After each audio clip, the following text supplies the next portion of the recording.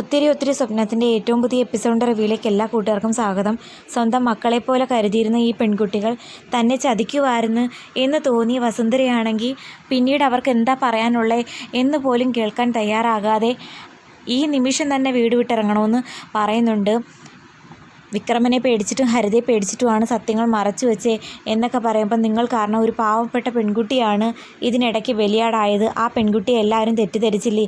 അതായത് നമ്മുടെ വർഷയുടെ കാര്യമാണ് പറയുന്നത്. അതുകൊണ്ട് ഒരു എക്സ്ക്യൂസും വേണ്ട. ഈ നിമിഷം നിങ്ങളെല്ലാവരും ഇറങ്ങാൻ പറഞ്ഞത് പ്രകാരം സങ്കടത്തോടെ അവർ മുറ്റത്തേക്ക് ഇറങ്ങി വരുന്ന സമയത്താണ് വിവേക് അങ്ങോട്ടേക്ക് വരുന്നത്. വിവേക് ചോദിക്കുന്നു, അമ്മയുടെ കാര്യങ്ങളൊക്കെ പറഞ്ഞു, എന്തായി? പറഞ്ഞു. ആൻറ്റി ആണെങ്കിൽ ഒന്നും കേൾക്കാൻ തയ്യാറല്ല.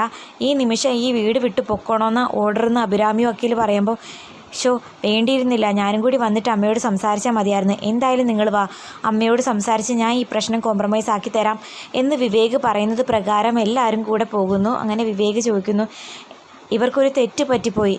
സ്വന്തം മക്കളെ പോലെ കരുതി അമ്മയോട് പറയാമായിരുന്നു എല്ലാ സത്യങ്ങളും. പക്ഷേ അമ്മയോട് പറയാൻ പറ്റാത്ത സാഹചര്യം എന്താണെന്ന് പറഞ്ഞില്ലേ? അമ്പനാട്ട് വിക്രമനും അതുപോലെ തന്നെ ഹരിതയെന്ന് പറയുന്ന ആ വിഷവും ഇവരെ എന്തുമാത്രം ശല്യം ചെയ്തെന്നറിയാമോ? ഇപ്പം തന്നെ അഞ്ജുവും രാഹുലും ഒരുമിച്ച് താമസിക്കാൻ ചെന്നപ്പോൾ ആ ഹരിതയെന്ന് പറയുന്ന വിഷം ഇവരുടെ പിന്നാലെ ചെന്ന് ഇവരെ പോലീസിനെയും കൊണ്ട് അറസ്റ്റ് ചെയ്യിക്കാൻ നോക്കി. മാത്രമല്ല രാഹുലിൻ്റെ പേരിലുള്ള സ്വത്തുക്കളെല്ലാം ഹരിത സ്വന്തമാക്കുകയും ചെയ്തെന്ന് പറയുമ്പോൾ വസുന്ധര ഇത്തിരി ഒന്ന് സോഫ്റ്റ് ആകുന്നുണ്ട്.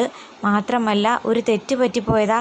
മക്കൾ തെറ്റ് ചെയ്യുമ്പോൾ അമ്മമാർ ക്ഷമിക്കുകയല്ലേ വേണ്ടുന്നത്, അല്ലാതെ അമ്മമാർ അവരെ ഉപേക്ഷിക്കുകയാണോ വേണ്ടേ എന്നൊക്കെ ചോദിച്ച് ഒരു വിധത്തിൽ വസുന്ധരയെ സോഫ്റ്റാക്കി എടുത്ത് ക്ഷമ കൊടുപ്പിക്കുന്നുണ്ട്. അങ്ങനെ പെൺകുട്ടികൾ ചെയ്ത തെറ്റിന് ക്ഷമ കൊടുക്കുന്നുണ്ട് നമ്മുടെ വസുന്ധര ആൻറ്റി. ഇനി എന്തെങ്കിലും നിങ്ങൾ മറച്ചു വെച്ചിട്ടുണ്ടെങ്കിൽ തുറന്നു പറ. ഞാൻ നിങ്ങളെ കണ്ടിരിക്കുന്നത് എൻ്റെ സ്വന്തം മക്കളായിട്ട് തന്നെയാണ്. അപ്പോൾ നിങ്ങളൊരു കാര്യം മറച്ചു വെച്ചു എന്ന് പറയുമ്പോൾ എനിക്കത് വല്ലാത്ത വിഷമമാകുന്നു. അതുകൊണ്ട് എന്നൊക്കെ പറയുമ്പോൾ ഞങ്ങളൊരു കാര്യവും ഇനി മറച്ചു വെച്ചിട്ടില്ല. ഇത് പിന്നെ മേഡത്തിനോട് തുറന്നു പറഞ്ഞ് എന്ത് സൊല്യൂഷൻ ഇതിനുണ്ടാക്കാം എന്ന് ചോദിക്കാൻ വേണ്ടിയിട്ട് വന്നതാണെന്ന് അഭിരാമി വക്കീൽ പറയുന്നുണ്ട്. അങ്ങനെ എന്തായാലും എത്രയും പെട്ടെന്ന് രാഹുലിനെ ഈ വീട്ടിലേക്ക് വിളിച്ചു വരുത്തണമെന്നും എനിക്ക് ആ പയ്യനോടൊന്ന് സംസാരിക്കാനുണ്ടെന്ന് പറഞ്ഞ് അവരെ പറഞ്ഞയക്കുന്നുണ്ട്. അതിനുള്ളൊരു ഏർപ്പാട് ഉണ്ടാക്കി തരാൻ പറഞ്ഞ്. ഇതിനിടയ്ക്ക് നമ്മുടെ അഞ്ജു ആണെങ്കിൽ വസുന്ധര മേഡത്തിനോട് സോറി പറയുകയും കാലെ വീണ് മാപ്പ് അപേക്ഷിക്കുകയൊക്കെ ചെയ്യുന്നുണ്ട്.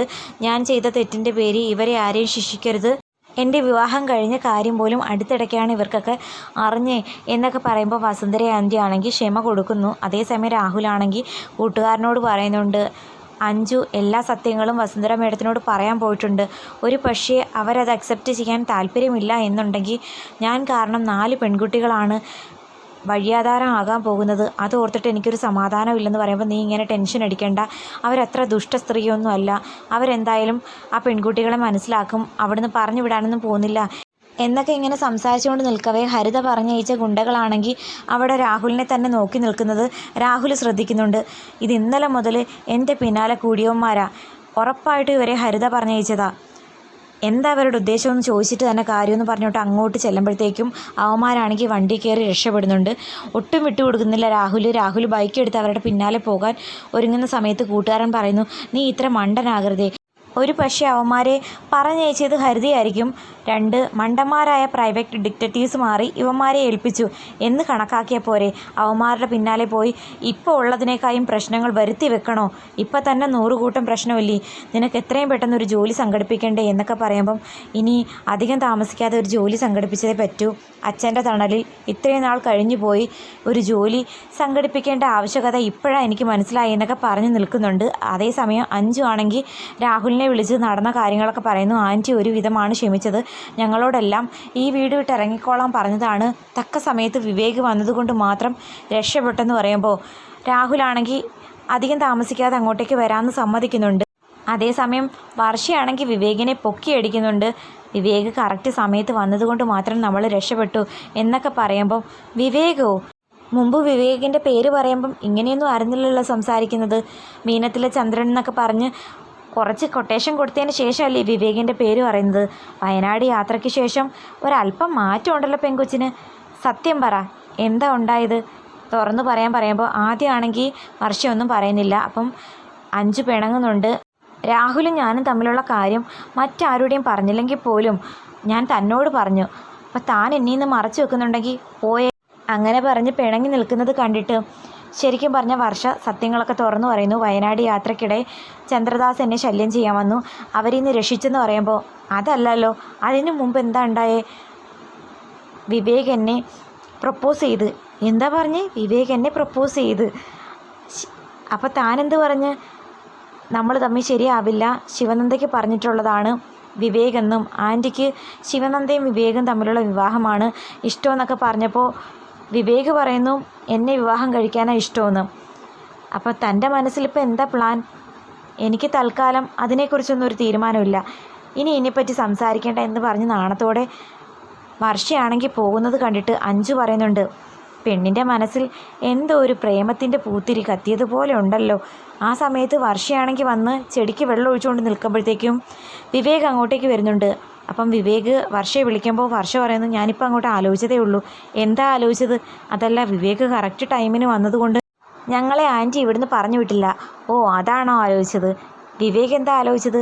അല്ല, ഞാനൊരു ഇഷ്ടം പറഞ്ഞിട്ടുണ്ടായിരുന്നു, അതിൻ്റെ ഒരു റിപ്ലൈ ആയിരിക്കുമെന്നാണ് ഞാൻ വിചാരിച്ചേ എന്ന് പറയുമ്പം അതല്ല വിവേക് ശിവനന്ദയ്ക്കുള്ളതാ, ആൻറ്റിക്കും ആ ബന്ധമാണ് ഇഷ്ടമെന്ന് പറയുമ്പം പെട്ടെന്ന് വിവേകാണെങ്കിൽ വർഷയുടെ വാ പൊത്തിയിട്ട് പറയുന്നു, ഒരിക്കലും ശിവനന്ദ എനിക്ക് പറഞ്ഞിട്ടുള്ള പെൺകുട്ടിയല്ല, അവൾ മറ്റാർക്കോ പറഞ്ഞിട്ടുള്ള ഒരു പെൺകുട്ടിയാണ്, എനിക്ക് തന്നെ ഇഷ്ടം, തന്നെ മാത്രമേ ഞാൻ വിവാഹം കഴിക്കൂ എന്ന് പറയുമ്പം വർഷയാണെങ്കിൽ സ്നേഹത്തോടെ വിവേകിനെ തന്നെ നോക്കി നിൽക്കുന്നുണ്ട്. അതേസമയം അങ്കിത്താണെങ്കിൽ ശിവനന്ദയെ വിളിക്കുന്നുണ്ട്, താൻ തിരക്കിലാണോ?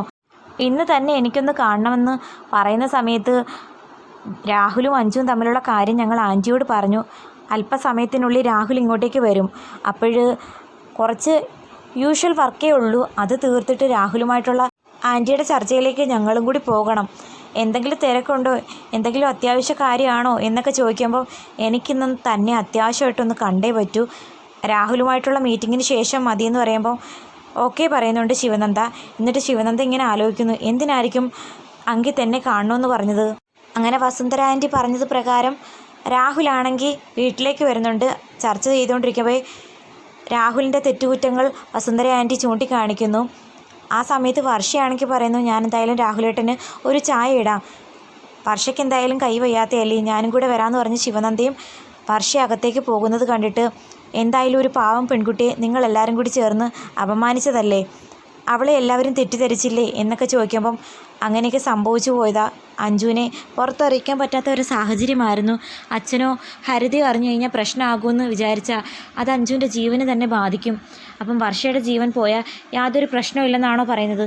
ഒരിക്കലുമല്ല, വർഷ എൻ്റെ സഹോദരിക്ക് തുല്യമാണ്, എന്തായാലും നിങ്ങൾ കാണിച്ചതൊക്കെ വളരെ തെറ്റാണ്, അഞ്ജു ആണെങ്കിൽ നിന്നെ വിശ്വസിച്ചല്ലേ സ്വന്തം വീട്ടുകാരെ പോലും ഉപേക്ഷിച്ച് നിന്നോടൊപ്പം വന്നത്, അവളോട് നീ കുറച്ച് നീതി പുലർത്തണമായിരുന്നു, പേരൻസിൻ്റെ മുമ്പിൽ സ്നേഹിക്കുന്ന പെണ്ണിനെ ഇൻട്രൊഡ്യൂസ് ചെയ്യാൻ പറ്റാത്തവർ പ്രേമിക്കാൻ ഇറങ്ങരുതായിരുന്നെന്നും എന്തായാലും എന്തെങ്കിലും ഒരു ജോലി സംഘടിപ്പിക്കാതെ അഞ്ജുവിനെ നിന്നോടൊപ്പം പറഞ്ഞു വിടാൻ പറ്റില്ല എന്നുള്ളൊരു തീർത്ത തീരുമാനം ആൻറ്റി എടുക്കുന്നുണ്ട്. മാത്രമല്ല ഹരിത രാഹുലിൻ്റെ പേരിലുള്ള സ്വത്തുക്കളെല്ലാം തട്ടിയെടുത്തില്ലേ, അത് തിരിച്ചെടുക്കാനുള്ള വക്കീൽ സഹായം, അതായത് മറ്റേതെങ്കിലും വക്കീലിനെ കേസ് ഏൽപ്പിക്കാമെന്നായിരുന്നു വിചാരിച്ചിരുന്നത്, പക്ഷേ അഭിരാമി വക്കീൽ പറയുന്നു ഞാനുള്ളപ്പോൾ എന്തിനാ മറ്റൊരു വക്കീലിനെ കേസ് ഏൽപ്പിക്കുന്നത്, ഞാനിങ്ങനെ ചിരിച്ചു കളിച്ച് സംസാരിക്കുന്നെങ്കിലും വക്കീൽ കോട്ടിട്ട പുലിയാണെന്നൊക്കെ പറഞ്ഞ് ഒടുക്കം അഭിരാമി വക്കീലിന് തന്നെ കേസ് കൊടുക്കുന്നു.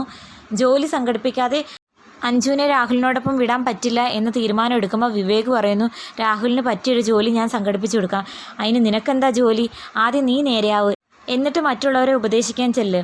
അങ്ങനെയൊക്കെ പറയുമ്പോൾ ശരിക്കും പറഞ്ഞാൽ രാഹുലിന് ഒരല്പം നിരാശയും വിഷമവും ഒക്കെ ഉണ്ടാകുന്നു. പുള്ളിക്കാരെ ഇറങ്ങി പോകുന്ന സമയത്ത് അഞ്ജു ആണെങ്കിൽ രാഹുൽ വിഷമിച്ച് പോകുന്നത് കണ്ട് സങ്കടപ്പെട്ട് രാഹുലിൻ്റെ പിന്നാലെ പോകുന്നു. അപ്പോൾ ആൻറ്റി പറയുന്നുണ്ട് മോളെ ഞാൻ നിൻ്റെ നന്മയ്ക്ക് വേണ്ടിയിട്ട് തന്നെയാണ് പറഞ്ഞത്, ഇന്നല്ല നാളെങ്കിൽ ഞാൻ പറഞ്ഞതിൻ്റെ അർത്ഥം നിനക്ക് മനസ്സിലാകുമെന്നൊക്കെ പറയുമ്പോൾ അഞ്ജുവിനാണെങ്കിൽ സങ്കടമാകുന്നുണ്ട്. അങ്ങനെ സങ്കടപ്പെട്ട് നിൽക്കുന്ന അഞ്ജുവിനെ വർഷം വന്ന് സമാധാനിപ്പിക്കുന്നു. ഏതൊരു പേരൻസ് ആണെങ്കിലും സ്വന്തം മക്കളുടെ ഭാവിയെക്കുറിച്ച് ഓർത്ത് വേവലാതിപ്പെടുന്ന അതേ ഒരു വേവലാതി തന്നെയാണ് ആൻറ്റി നിൻ്റെ കാര്യത്തിലും എടുത്തിട്ടുള്ളത്. പിന്നെ വിവാഹം കഴിക്കുന്ന പയ്യനൊരു ജോലി ഉണ്ടെങ്കിൽ മാത്രമേ ആ പെൺകുട്ടിയെ പോറ്റാൻ പറ്റൂ എന്ന് പറഞ്ഞത് ശരിയല്ലേ എന്നൊക്കെ പറയുമ്പോൾ നിനക്കങ്ങനെ പറയാം, രാഹുൽ എന്തുമാത്രം വിഷമിച്ചിട്ടുണ്ടാകുമെന്ന് എനിക്കേ അറിയാവൂ എന്നൊക്കെ പറഞ്ഞ് സങ്കടപ്പെട്ട് നിൽക്കുന്നുണ്ട്.